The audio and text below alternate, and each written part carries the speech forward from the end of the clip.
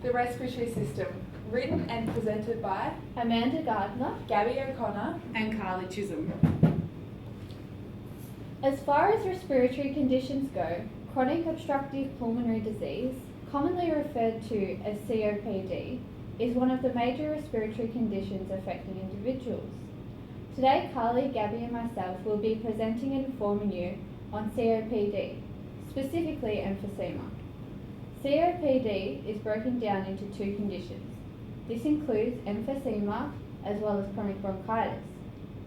During this presentation, we will specifically discuss how emphysema occurs regarding the pathophysiology of the condition, pharmacological interventions for medical treatment, nursing management strategies, and National Safety and Quality Health Service standards for emphysema.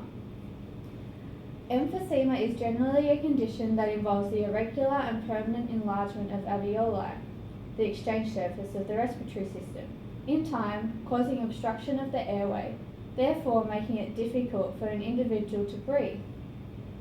There are multiple factors that contribute to the severity and gradual worsening of this condition.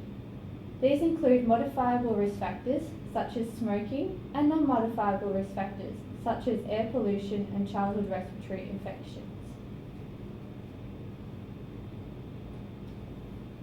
I'm Amanda and I'll be discussing the pathophysiology of emphysema. The pathophysiology of this condition, in a sense, seems logical. However, the process is complex and the severity is worse over time. Hence, by understanding the pathophysiology of this respiratory condition, nursing interventions and medications can be implemented to lessen the pain associated with this condition, as it cannot be cured but rather only treated.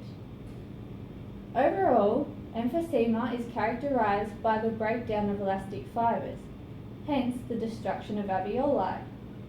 Emphysema primarily affects the alveoli and the lower respiratory system. First of all, in the beginning stages of emphysema, the alveolar septa, which is the component of the alveolar that separates the adjacent alveolar lung tissue, is broken down. The alveoli and bronchi are surrounded, or if you will, made up by elastic fibers that allow for stretch during inhalation and recoil during exhalation of the individual. With the inhalation of tobacco smoke, this initiates an immune response of inflammation. The alveoli and bronchi lose their elasticity due to this immune response that is stimulated via the inhaled smoke or polluted air. This is a key pulmonary vascular change that characterizes emphysema. The key function of the elasticity of the alveoli is that it allows for pulmonary ventilation perfusion. Furthermore, the gas exchange process. Hence, if this is unable to work to its optimal performance, there is obviously an effect on ventilation of the individual. This loss of elasticity and recoil ability significantly affects the space between lung tissue and pleura. In short, meaning that they are no longer as effective, further creating ventilation perfusion mismatching. This means that there is a disturbance in the air and the blood that reaches the alveoli.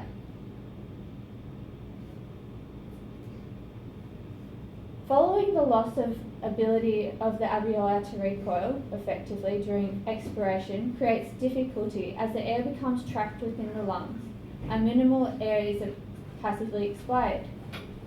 This makes it harder for the individual to further regain sufficient oxygen, impacting on the entire ventilation process.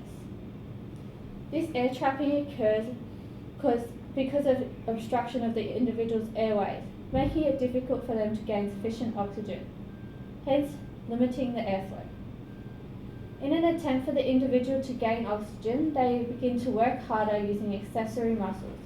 This causes respiratory distress and exhaustion. This increased workload later develops into hyperventilation and hypercapnia, which is the abnormally high amount of CO2 in the blood. I'm Gabby and I'm going to be speaking about the pharmacological interventions. Many medications may be used to maintain the side effects of emphysema. These may work in conjunction with one another or alone. These types of medications that may be prescribed include bronchodilators, such as indacaterol and terbutaline, and corticosteroids, such as Spiriva and Symbicort.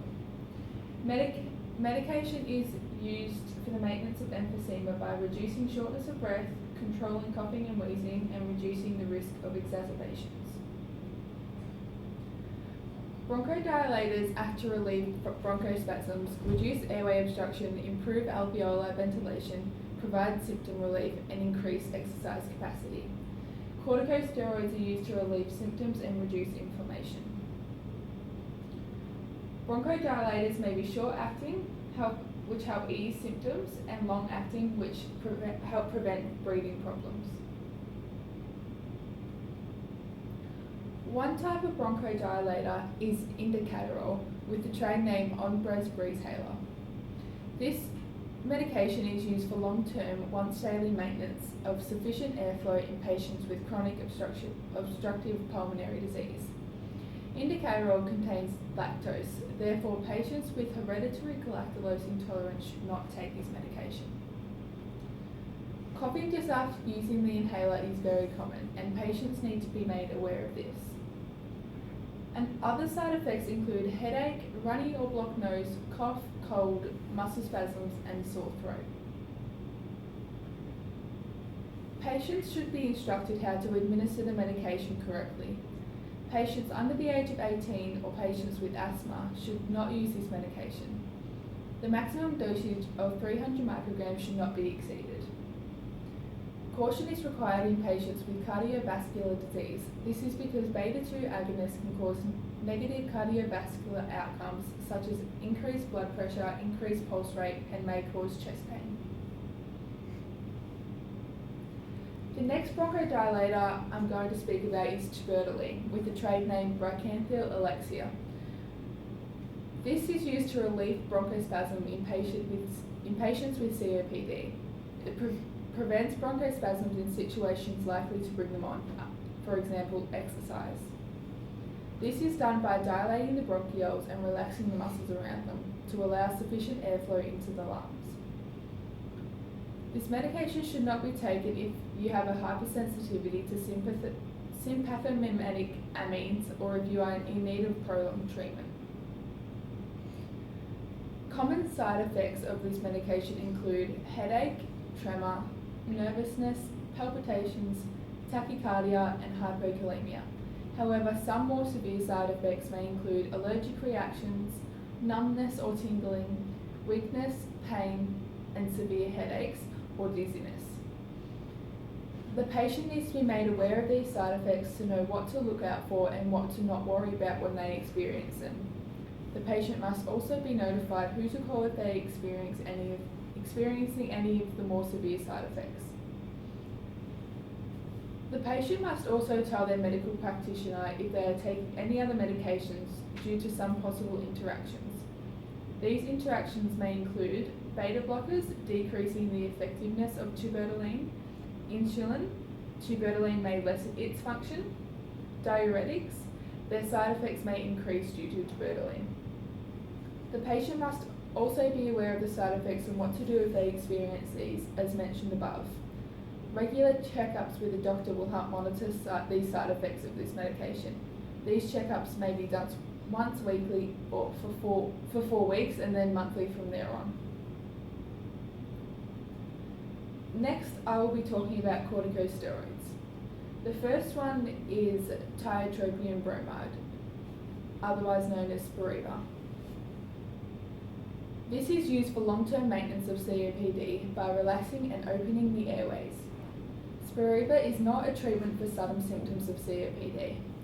It is a long-acting anticholinergic, being a class of drug that inhibits the action of acetylcholine in the brain. This medication is to not be used if you are allergic to tiotropium or any other ingredient in this drug. It may cause you to experience throat irritation, dry mouth, cough, runny nose, and sinus infection. Furthermore, you may also experience eye pain, blurred vision, dizziness, tachycardia, and urinary retention, new or worsened. Do not swallow the Spiriva capsules. These capsules need to be inhaled through the mouth with a hand inhaler device. Tell or ask your doctor if you are currently taking anticholinergic medication due to the possibility of worsening your side effects. The last medication I'll be talking about is budesonide, otherwise known as Symbicort. This is used for the management of moderate to severe COPD in patients with long-acting bronchodilator use. Do not take this medication if you have a lactose hypersensitivity. Some side effects that may be experienced by taking this medication are headache, tremor, palpitation, cough, and throat irritation. Again, the patient must be made aware of these side effects in order to reduce any stresses related to not knowing how they come about. This medication should not be used to treat severe exacerbations. Before taking this medication, you must notify the prescriber of the Symbicort if you have heart disease, high blood pressure, diabetes, epilepsy, pregnant or plan to become pregnant, a thyroid disorder, or liver disease. This will then allow the practitioner to determine whether Symbicort is safe for you to use. The patient must be made aware of the risk of osteoporosis after long-term use of steroids, especially if they smoke. Regular checkups with a doctor will assist in the monitoring of this medication.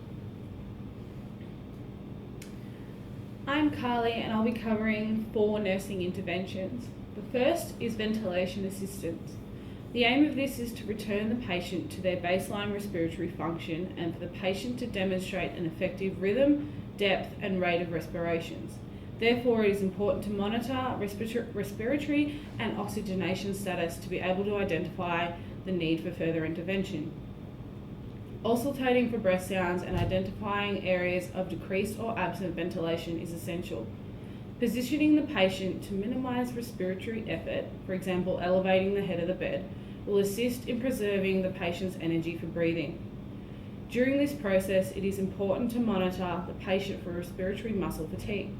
This will then further identify the need for assistance, for example, a nasopharyngeal airway.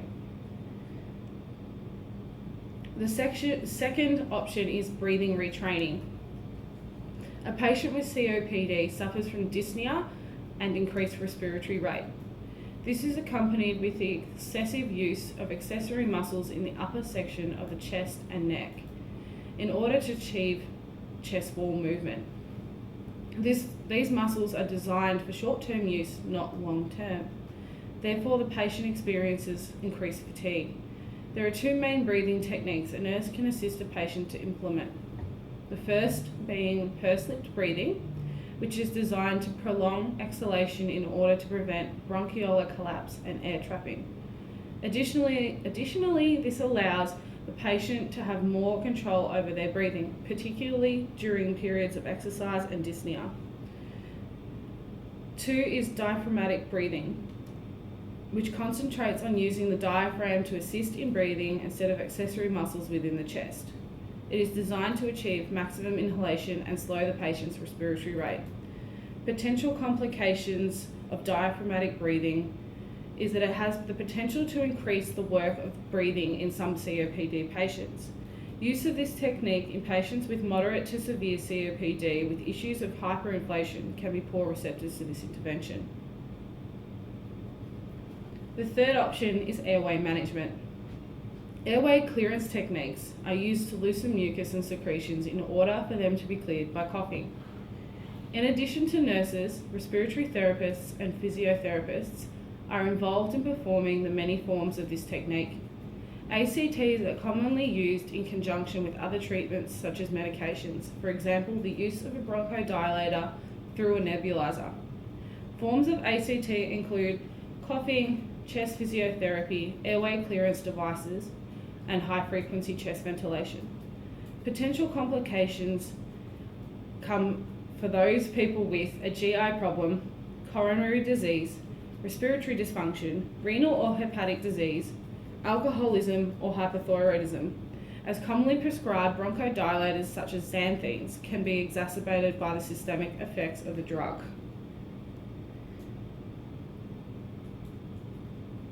Oxygen therapy aims to keep the patient's O2 levels above 90% during rest, sleep, and exertion, or the partial pressure above 60, therefore sustaining the oxygen supply to the body's vital organs and tissues.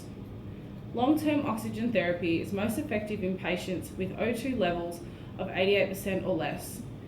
When administering O2, the aim is to maximise the oxygen carrying ability of the blood. The method of administration depends specifically on the patient, their mobility, fraction of inspired O2 required by the patient and delivery given by the device. Comfort and humidification required are a few elements that need to be considered.